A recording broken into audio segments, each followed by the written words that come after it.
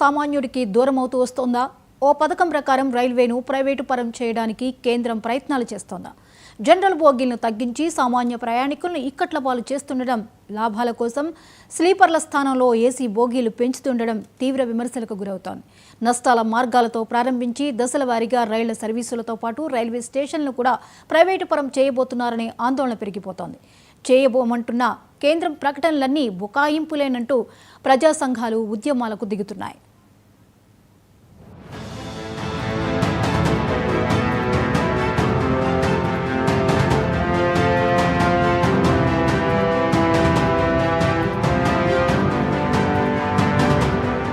దేశవ్యాప్తంగా కోట్లాది ప్రయాణికులు నిత్యం రైళ్ల ద్వారా రాకపోకలు సాగిస్తున్నారు.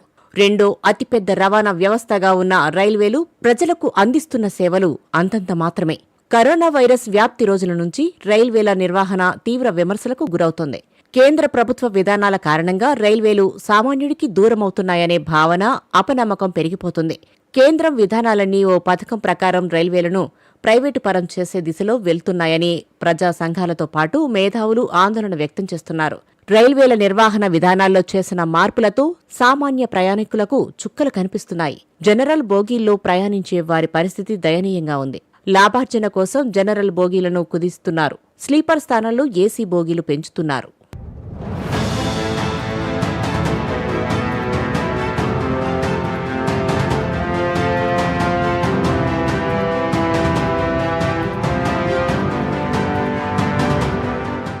విశాఖ, గోదావరి, ఈస్ట్ కోస్ట్ ఎక్స్ప్రెస్ల తరహాలో ఎక్స్ప్రెస్ రైళ్లలో స్లీపర్ క్లాస్ బోగీలకు కోత పడుతోంది.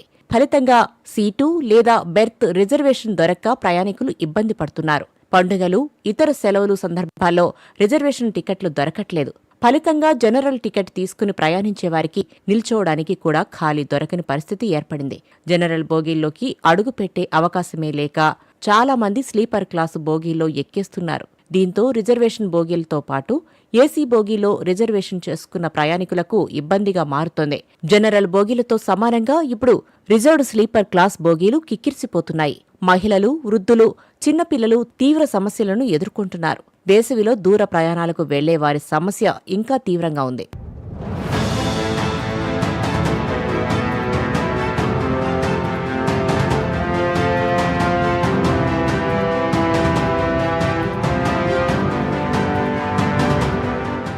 దేశంలోనే రైలు ఇంజన్లు, బోగీల తయారీ అందుబాటులోకి వచ్చాక పాత ఇంజన్లు, డొక్కు బోగీలను తొలగిస్తారు. కొత్త రైలు ఇంజన్లు, బోగీలతో రైళ్లను ప్రవేశపెట్టే ముందు అధునాతన రైళ్లను ప్రవేశపెడుతున్నామని చెబుతూ వందే భారత్ పేరుతో టికెట్ల ధరలు 2 రెట్లు పెంచేశారు. దాదాపు విమానం టికెట్ ధరతో సమానంగా ఉంటున్నాయన్న ఆరోపణలు లెక్క చేయకుండా వందే భారత్ రైలును నడుపుతున్నారు. తెల్లనివన్నీ పాలు కావు, నల్లనివన్నీ నీళ్లు కావన్నట్టు రైల్వేల అభివృద్ధి పేరుతో బడా కంపెనీలకు రైల్వేను అప్పగించాలని చూస్తోంది అనే ఆరోపణలు వెల్లువెత్తుతున్నాయి. దశలవారీగా అన్ని రూట్లలోనూ ప్రైవేటీకరణ చేయాలనే ప్రయత్నాలు చేస్తున్నదని ప్రజా సంఘాలు విమర్శలు గుప్పిస్తున్నాయి. ధనార్జనే ధ్యేయంగా రైల్వే స్టేషన్ల ఆధునీకరణ మీద ఉన్న శ్రద్ధ ప్రయాణికుల భద్రత మీద లేదని ఆరోపిస్తున్నాయి. రైల్వే రంగాన్ని ప్రైవేటీకరణ కాకుండా, ఎందుకంటే నరేంద్ర మోడీ గారు రైల్వేని ఈ రోజున కరోనా తర్వాత మనం చూసుకుంటే వందే భారత్ లాంటి ట్రైన్లు విపరీతంగా కొత్త ట్రైన్లు ప్రవేశపెడుతున్నారు. జనరల్ ప్రయాణికులు ప్రయాణించినటువంటి ట్రైన్లు రోజు రోజుకి తగ్గిపోతూ ఉన్నాయి.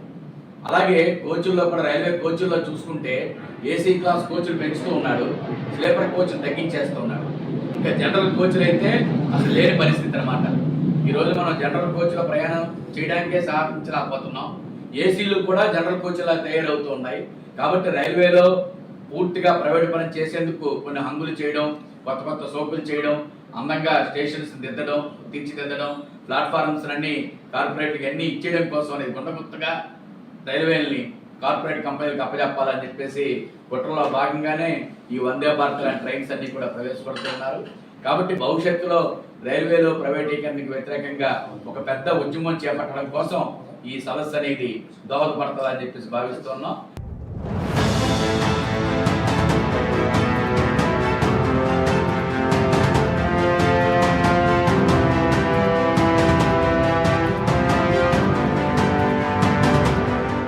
ఇప్పటికే క్యాటరింగ్, టికెట్స్, మెయింటెనెన్స్, కోచ్ తయారీ, లైన్లు, ఓవరాలింగ్ వంటి విభాగాలను ప్రైవేటీకరణ చేసేశారు.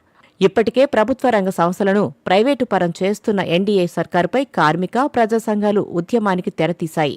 జనంలో కదలిక తీసుకువచ్చేందుకు ప్రయత్నాలు చేస్తుంటే ప్రాంతీయ పార్టీలు తమకు పట్టనట్లు వ్యవహరిస్తుండడం తీవ్ర విమర్శలకు గురవుతోంది. వందే భారత్ రైలు సామాన్య ప్రజలకే కాదు, మధ్యతరగతి ప్రజలకు భారమని అసంతృప్తి వ్యక్తం చేస్తున్నారు. అనేక రూట్లలో కరోనాకు ముందు నడిచిన పాసింజర్ రైళ్లు రద్దు చేసేశారు. సాధారణ స్లీపర్ బోగీలు అరాకొర మాత్రమే ఉంటున్నాయి. ప్రతిదీ ప్రైవేటీకరణ చేసుకుంటూ వెళితే భవిష్యత్తులో ఇక పాలకులకు ఏం పని ఉంటుంది అని వ్యంగ్యంగా ప్రశ్నిస్తున్నారు. రైల్వే ప్రైవేటీకరణను వ్యతిరేకిస్తూ ఈ నెల 19న విశాఖలో రాష్ట్ర స్థాయి సదస్సు నిర్వహించేందుకు సిఐటియు పిలుపునిచ్చింది.